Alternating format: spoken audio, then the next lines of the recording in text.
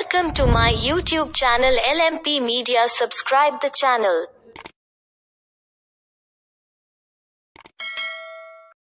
بددیانتی اور بےایمانی کا ہم مظاہرہ کریں گے تو لوگ چاہے ظاہراً میں چاہے جتنا چاہیں اور چاہے جتنا عزت و احترام کرے، ویسے تو ایسے آدمی کا عزت اور ایسے آدمی کا احترام کرنا ہی گناہ۔ نحمده ونستعینه ونستغفره ونؤمن به ونتوکل علیہ ونعوذ باللہ من شرور انفسنا ومن سیئات اعمالنا من يهده الله فلا مضل له ومن يضلله فلا هادي له ونشهد ان لا اله الا الله وحده لا شريك له ونشهد ان سيدنا ومولانا محمدا عبده ورسوله اما بعد فاعوذ بالله من الشيطان الرجيم بسم الله الرحمن الرحيم قال الله تبارك وتعالى في القرآن المجيد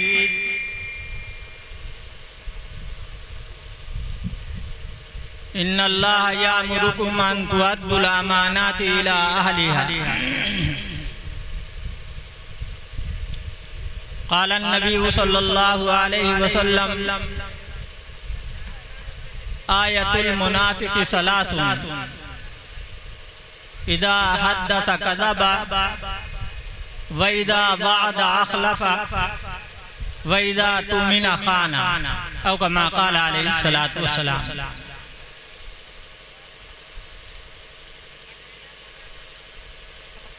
محترم حضرات علماء کرام،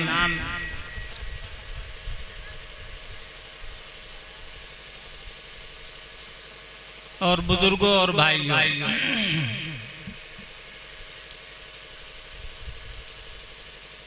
ابھی آپ حضرات کے سامنے قرآن مجید کی ایک آیت کا چھوٹا سا ٹکڑا پڑھا گیا ہے،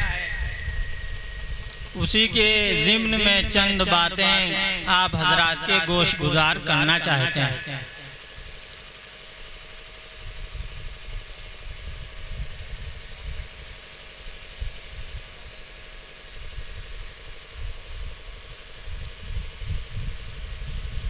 یہی بات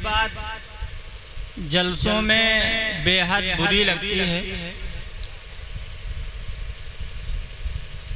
کہ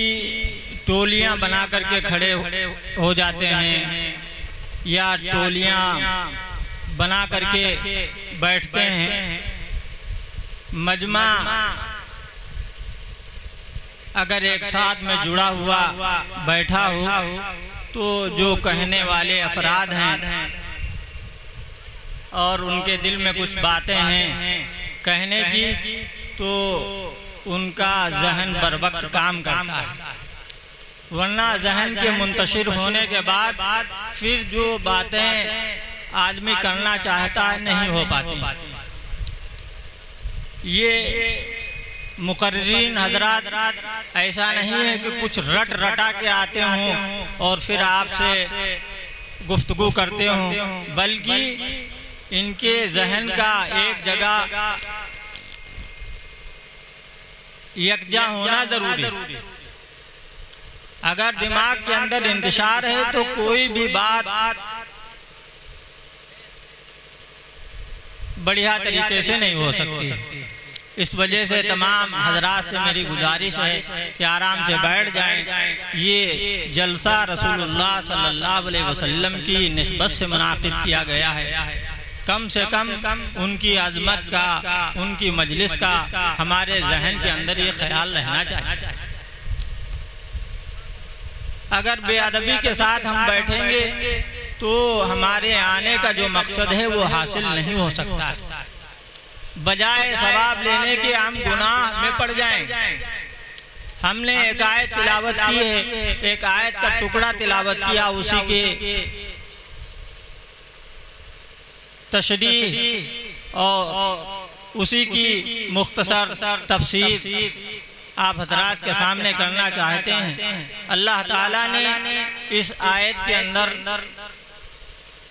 یہ لوگوں کو حکم فرمایا ہے ان اللہ یامرکم ان تؤدوا الامانات الی اہلہا، کہ لوگوں جب تمہارے پاس کوئی اپنی امانت رکھے یا کوئی چیز رکھے تو جب وہ اس چیز کا مطالبہ کرے تو اس کو پوری طریقے سے واپس کر دو۔ امانت و دیانت داری یہ ہماری نجی زندگی کے لیے بھی بے حد ضروری ہے، اور جو کاروباری حضرات ہیں ان کے لیے بھی ضروری ہے۔ معاشرے میں رہنے کے لیے جلسہ چونکہ اصلاح معاشرہ کے نام سے بھی ہم خود جانتے ہیں کہ ہمارے اندر کتنی خرابیاں اور کتنے برے اعمال پھیل گئے ہیں، جس کی وجہ سے ہر آدمی اپنے طور پر کڑھن محسوس کر رہا ہے، کرب محسوس کر رہا ہے، بے چینی محسوس کر رہا ہے، مگر لاکھ چاہنے کے بعد، لاکھ کڑھن کے باوجود ان کی اصلاح نہیں ہو پا رہی۔ اس کی اصلاح علماء نہیں کر سکتے، صرف اگر عالم چاہیں، پڑھے لکھے لوگ چاہیں، یا کوئی ایک ان پڑھ یا چند ان پڑھ چاہیں، نہیں ہو سکتے ہیں۔ ہر آدمی کو ایک عوامی طور پر بیداری ہر آدمی کے اندر ہونا چاہیے، تب معاشرے کی اصلاح ہو پائے گا، تب معاشرہ سدھر سکتا ہے۔ ایک آدمی کے چاہنے سے چاہے خلافت راشدہ ہی کیوں نہ قائم ہو جائے، چاہے جتنی نیک اور صالح حکومت قائم ہو جائے، اگر قومی بیداری نہیں ہے اور لوگ نہیں چاہتے ہیں سارے، تو وہ معاشرے سے وہ کمیاں دور نہیں ہو سکتی۔ کمیوں کو دور کرنے کے لیے ہر آدمی کو اس کے لیے محنت کرنی پڑے گی اور اپنے اندر سدھار لانا پڑے گا۔ تو امانت و دیانت داری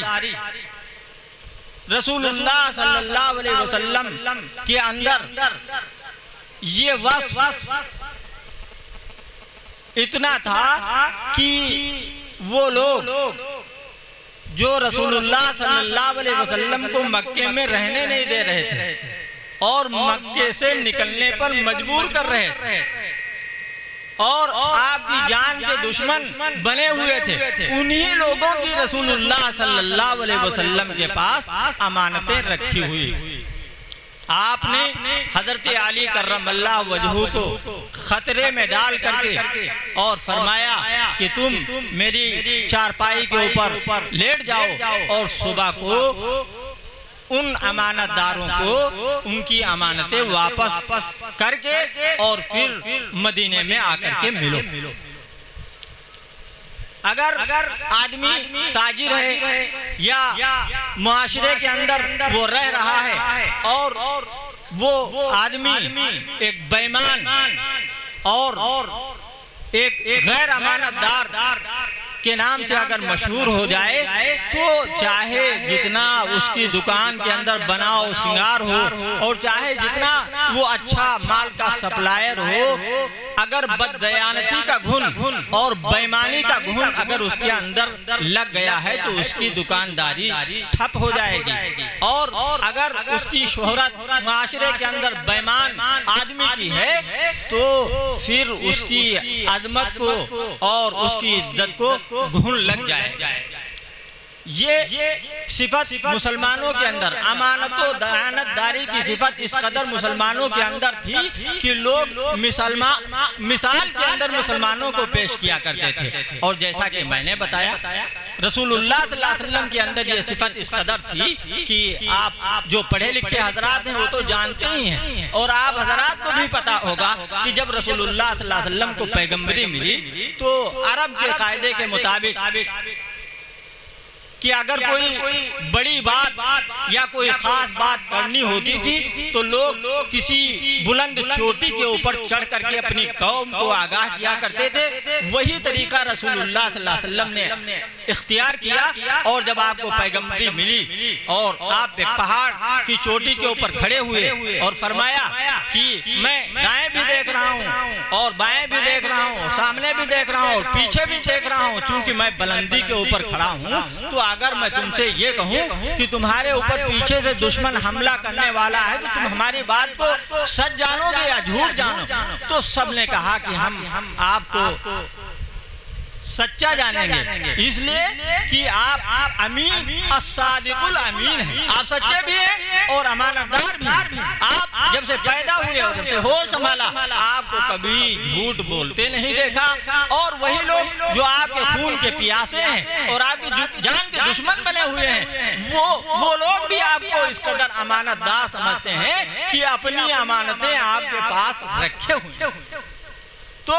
اس سے پتہ یہ چلا کہ رسول اللہ صلی اللہ علیہ وسلم نے اپنی دعوت اور اپنی تبلیغ کی بنیاد ہی امانت و دیانت کے اوپر رکھی،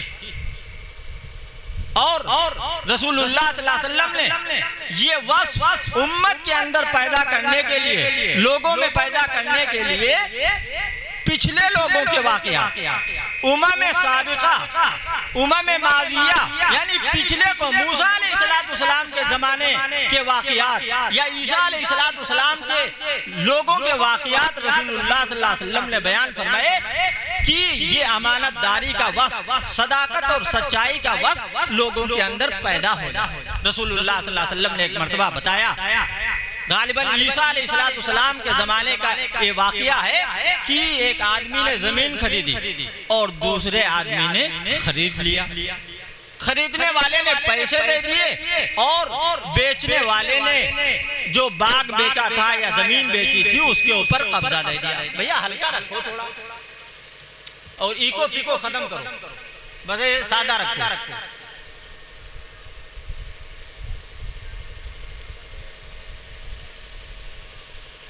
تو عیسیٰ علیہ السلام کے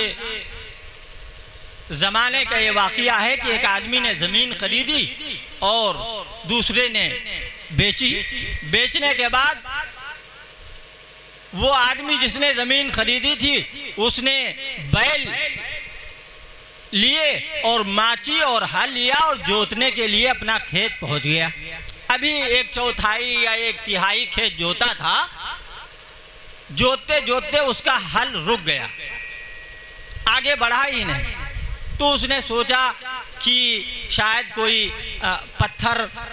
آ گیا ہو یا کوئی پتھر کی چٹان آ گئی ہو جس نے ہل کو روک دیا، یا ایسا بھی ہو سکتا ہے کہ کوئی جڑ وغیرہ رہ گئی ہو، آدمی درخت کاٹ کے لے گیا اور اس کے نیچے والی جڑ رہ گئی۔ تو اس نے بیلوں کو کھول دیا اور ماچی سے بیلوں کو الگ کر دیا اور اس نے پھاوڑا لیا اور کھودنا شروع کیا۔ جب اس کو کھودا تو اس نے دیکھا کہ تانبے کا گھڑا ہے اور لاٹھی سے بند۔ کھودنے کے بعد اس کے ڈھکن کو ہٹایا تو دیکھا کہ سونے کے سکے سے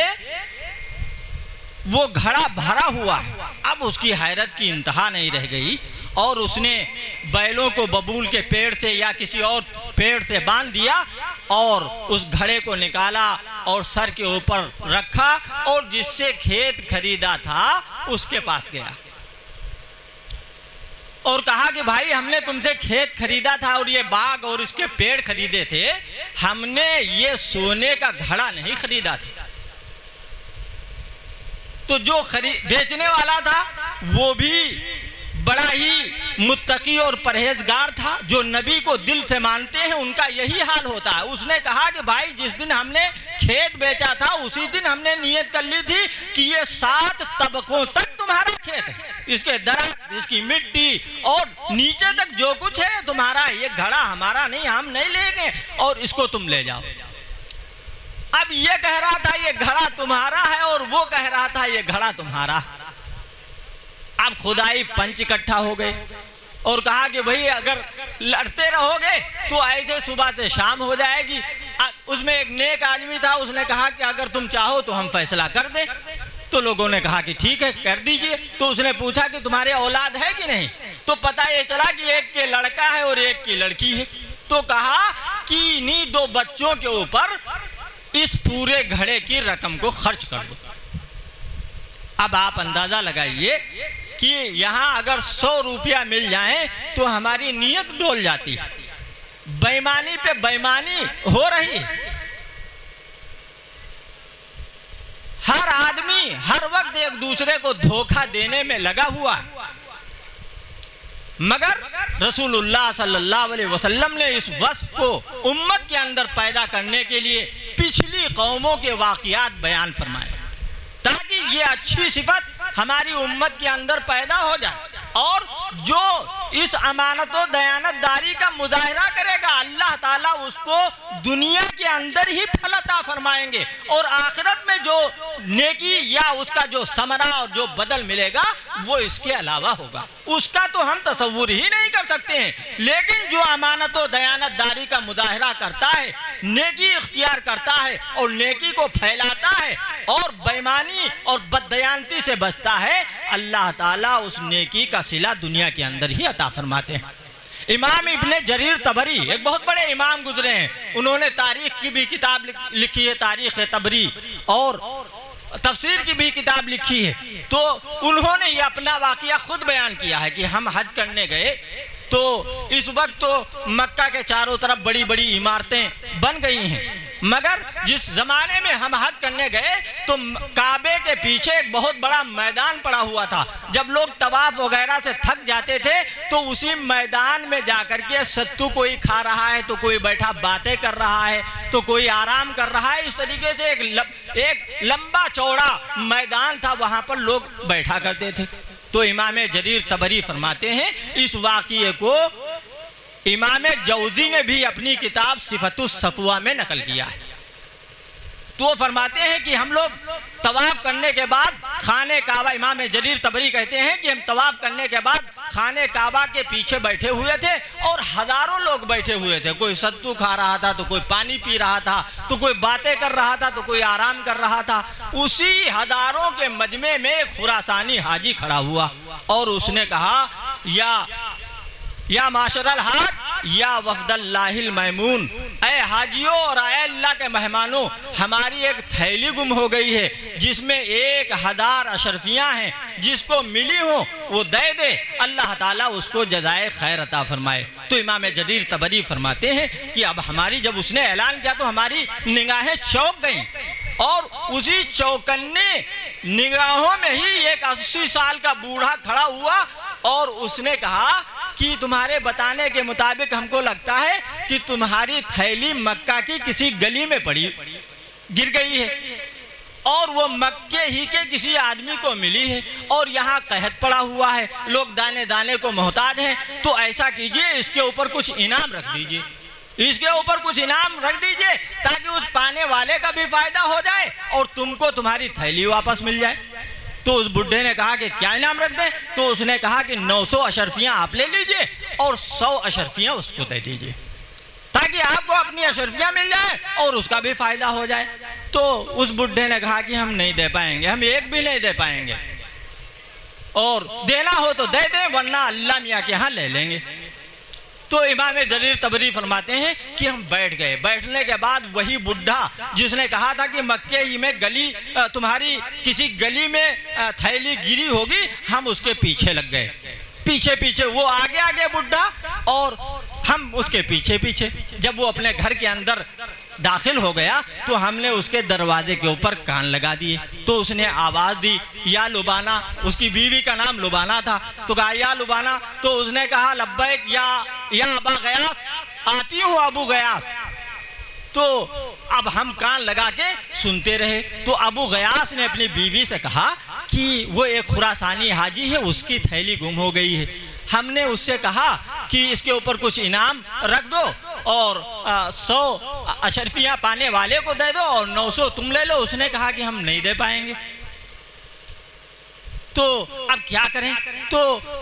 ان کی بیوی نے کہا کہ تمہاری 80 سال کی عمر ہے اور تمہارے اوپر 9 نفر کا خرچہ ہے، 7 بیٹیاں تمہاری ہیں اور ہم 2 لوگ ہیں، 9 نفر کا خرچہ ہے، اور بڑھاپے میں اللہ تعالیٰ نے ایک چیز دی ہے تو تم اپنا گھر ٹھیک ٹھاک کراؤ، اپنے کھانے پینے کا سامان خرید کے لاؤ، اور اگر تقوی ہی کی بات ہے، اگر تم کو تقوی ہی سوجھ رہا ہے تو دل کے اندر نیت کر لو کہ جب اللہ تعالیٰ ہم کو دے گا تو ہم واپس کر دیں گے۔ تو ابو غیاث کے چہرے کا رنگ بدل گیا اور کہا 80 سال سے جس گھر میں آگ نہیں لگی تو اس گھر میں آگ لگانا چاہتی ہے، ہم بد دیانتی نہیں کریں، ہم اس کی 1000 اشرفیاں، اس کی تھیلی ہم واپس کر کے رہیں گے۔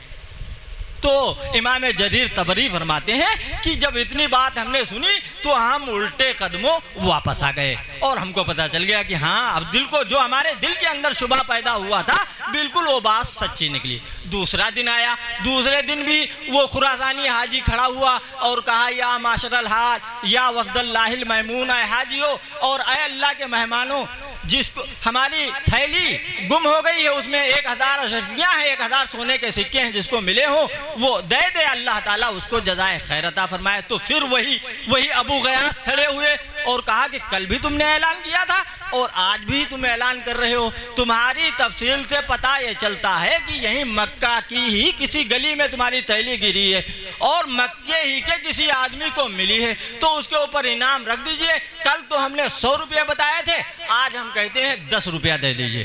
990 آپ لے لیجئے اور 10 اس کو دے دیجئے، تاکہ اس کے بھی خرچے کا اور اس کے بھی سامان کا انتظام ہو جائے گا۔ تو اس نے کہا لا نفعل ولکن نعیدہ علی اللہ عز وجل، ہم نہیں دے پائیں گے، ہم 10 بھی نہیں دے پائیں گے، دینا ہو تو دے دے ورنہ ہم اللہ میاں کے ہاں لے لیں گے۔ تو امام جریر طبری فرماتے ہیں کہ ہم نے اس کی طرف کوئی توجہ نہیں دی، ہم کو تو پتہ ہی چل گیا تھا کہ ہاں اس کو ملی ہے اس بڈھے کو، تو ہم اپنے کام میں لگے رہے۔ پھر تیسرا دن آیا اور تیسرے دن بھی وہ بڈھا خراسانی کھڑا ہوا اور اس نے کہا یا معاشر الحاج یا وفد اللہ المیمون، اے حاجیو اللہ کے مہمانوں، ہماری ایک تھیلی گم ہو گئی ہے جس میں 1000 اشرفیاں ہیں، سونے کے سکے ہیں، جس کو ملی ہو دے دے اور اللہ تعالیٰ اس کو جزائے خیر عطا کرے۔ تو پھر وہی بڈھا ابو غیاث 80 سال والا کھڑا ہوا اور اس نے کہا کہ پرسوں بھی آپ نے اعلان کیا تھا اور کل بھی آپ نے اعلان کیا، آج بھی آپ اعلان کر رہے ہیں، تو دیکھو یہاں قحط پڑا ہوا ہے، لوگ دانے دانے کے محتاج ہیں اور یہاں کے لوگ حرم کے خادم ہیں، زمزم کا کنواں صاف کرتے ہیں، جھاڑو لگاتے ہیں اور حاجیوں کو پانی پلاتے ہیں۔ تو پرسوں تو ہم نے 100 اشرفیاں کہی تھیں، کل ہم نے 10 اشرفیاں کہی تھی، آج ہم کہہ رہے ہیں 999 آپ لے لیجئے اور 1 اشرفی اس کو دے دیجئے، تاکہ وہ غریب آدمی آدھی اشرفی کی کوئی بکری خرید لے گا اور اس کے دودھ کے اوپر اس کے گھر کا گزارا ہو جائے گا، اور آدھی اشرفی سے وہ مشق خریدے گا جس سے حاجیوں کو پانی پلائے گا۔ تو اس نے کہا لا نفعل ولکن نعیدہ علی اللہ عز وجل، ہم ایک بھی نہیں دے پائیں گے، ہم ایک بھی نہیں دے پائیں گے، دینا ہو تو دے دے ورنہ ہم اللہ میاں کے ہاں دے دیں گے۔ تو غصہ آ گیا ابو غیاث کو اور وہ جھپٹے اور اسے ہاتھ پکڑا اور کہا کہ تیری تھیلی کی وجہ سے ہم 3 دن سے سوئے نہیں، اس لیے کہ ہمارا دروازہ بھی کمزور ہے اور ہماری دیوار بھی کمزور ہے، ہم نے سوچا کہ اگر ہماری آنکھ لگ گئی تو کہیں چور اس کو چرانا لے جائیں، تو 2 دن تو ہم سوئے نہیں، ہم نے تیسرے دن اس کو زمین کے اندر گاڑ دیا اور چل اپنی وہ تھیلی لے لے۔ تو امام جریر طبری فرماتے ہیں کہ ابو غیاث آگے آگے اور وہ خراسانی بڈھا پیچھے پیچھے، اس کے پیچھے ہم پہنچے جا کر کے وہاں۔ تو اس نے کہا کہ ہم نے زمین میں گاڑ رکھا دروازے کے اوپر، اس کو کھود لو۔ تو خراسانی وہ کھودنے لگا اور جب اس نے تھیلی دیکھی اور اس کا رنگ دیکھا تو خوش ہو گیا، ہاں ہماری تھیلی۔ اور اس کے بعد اس نے سارے سکے نکالے اور گنے اس کو اور دیکھا کہ کہیں کھرے سکوں کے اندر کھوٹے سکے تو نہیں ملا دیے ہیں، اور یہ بیچارے ابو غیاث ٹک ٹک دیکھتے رہے اور اس نے ساری اشرفیاں گنی اور تھیلی کے اندر رکھی اور کندھے پہ ڈالا اور چلتا بنا، اور یہ بیچارے دیکھتے رہ گئے، کچھ نہیں کہہ پائے کہ کچھ ہم کو دے دیا جائے جب اس نے ایک دینے سے انکار کر دیا تھا۔ تھوڑی دیر کے بعد دوسرا ایک واقعہ پیش آ گیا، وہی بڈھا خراسانی بڈھا تھوڑی دیر کے بعد پھر گھر پہ واپس آ گیا، ان کے دروازہ کنڈی کھٹکھٹائی، ابو غیاث نے دیکھا تو کہا کہ اب کس لیے آنا ہوا ہے؟ جان دیکھی دم بسمل میں جو آتے جاتے ایک چرخا دیا جلاد نے جاتے جاتے، اب کیا تو ہماری جان لینے آیا ہے؟ تیری تھیلی تو ہم نے تجھ کو واپس کر دی، اب کیا جان لے گا ہماری؟ تو کہا آپ پریشان نہ ہوئیے، ہم جان نہیں لینے آئے ہیں بلکہ ہم آپ کی اپنے ابا کی وصیت پر عمل کرنے آئے ہیں۔ ارے تمہارے ابا کی وصیت کیا ہے؟ ہم نے امانت تو آپ کی واپس کر دی۔ تو اس خراسانی حاجی نے کہا کہ ہمارے والد جو تھے، ہمارے ابا جان جو تھے، وہ خراسان کے بڑے تاجر تھے۔ جب ان کا آخری وقت آیا تو انہوں نے کہا کہ یہ عربی گھوڑا ہے اور تم کو گھوڑ سواری کا شوق نہیں ہے تو اس کو بیچ کے تم حج کر لینا. اور انہوں نے 3000 اشرفیاں دی. انہوں نے 3000 اشرفیاں دی اور کہا کہ 2000 اشرفیاں تو تمہاری ہیں اور 1000 اشرفی جب تم حج کرنے جانا جو سب سے نیک آدمی تم کو ملے اس کو دے دینا. وہ ہم اپنے ابا کی وصیت پر عمل کرنے آئے ہیں. ہم کو اتنے سفر میں اور اتنے بڑے ہجوم میں آپ سے زیادہ شریف اور آپ سے زیادہ امانت دار اور آپ سے زیادہ بھلا اور آپ سے زیادہ نیک آدمی نظر نہیں آیا. تو اس وجہ سے ہم اپنے باپ کی وصیت کے مطابق 1000 اشرفیاں 1000 سونے کے سکے آپ کو دے رہے ہیں. تو آپ دیکھیے, آپ اندازہ کیجئے کہاں ایک اشرفی کا سوال کر رہے تھے اور امانت و دیانتداری کا مظاہرہ کیا تو اللہ تعالیٰ نے کتنی اشرفیاں عطا فرمائیں؟ 1000 اشرفیاں عطا فرمائیں. ایسے ہی جو لوگ نیکی اختیار کرتے ہیں وہ نیکی اختیار کریں گے اور امانت داری کے ساتھ کام کاج کریں گے تو اللہ تعالیٰ ان کو دنیا کے اندر بھی شہرت دے گا اور ان کی دکانداری اور ان کی کاشتکاری اور ان کی تجارت ہر ایک چیز کے اندر اللہ تعالیٰ ان کو فروغ دے گا, ان کو عزت اور عظمت عطا کرے گا. اور اگر بددیانتی اور بےایمانی کا ہم مظاہرہ کریں گے تو لوگ چاہے ظاہراً میں چاہے جتنا چاہیں اور چاہے جتنا عزت و احترام کرے, ویسے تو ایسے آدمی کا عزت اور ایسے آدمی کا احترام کرنا ہی گناہ. جیسے بڑے پیر صاحب رحمت اللہ علیہ نے لکھا ہے کہ متکبر آدمی کو سلام کرنا اسلام کی توہین کرنا. ایسے ہی اس کو بھی فروغ ملتا ہے. بلکہ جو بےایمان آدمی ہو اس کی مثال تو بالکل زہریلے ناک کی ہے. اس کے پھن کو مروڑنا چاہیے لوگوں کو اور حق بات چاہے جہاں ہو چاہے جیسا موقع ہو حق بات زبان سے کہنا چاہیے. اول تو رسول اللہ صلی اللہ علیہ وسلم نے فرمایا من رأى منکم منکرا فلیغیرہ بیدی. اگر تم کو اللہ تعالیٰ نے تمہارے بازوؤں میں طاقت دی ہے اور برائی ہو رہی ہے اور برا کام ہو رہا ہے تو اپنے ہاتھ کی طاقت سے اس کو روکو. اور اگر اس کے اوپر قدرت نہیں ہے اور تم سمجھ رہے ہو بھی فتنہ کھڑا ہو جائے گا اور لڑائی ہو جائے گی مار دھاڑ ہو جائے گی تو زبان سے اس کو برا کہیے. اور اگر اتنی بھی طاقت نہیں رکھتے ہو کہ زبان کھولنا ہی یہاں اپنے سر کے اوپر مصیبتوں کا مول لینا ہے تو کم سے کم دل سے برا ماننا چاہیے, اس سے کنارہ کشی اختیار کرنا چاہیے. اللہ تعالی ہم سب کو کہنے سننے سے زیادہ عمل کی توفیق نصیب فرمائے. وآخر دعوانا الحمدللہ رب العالمین.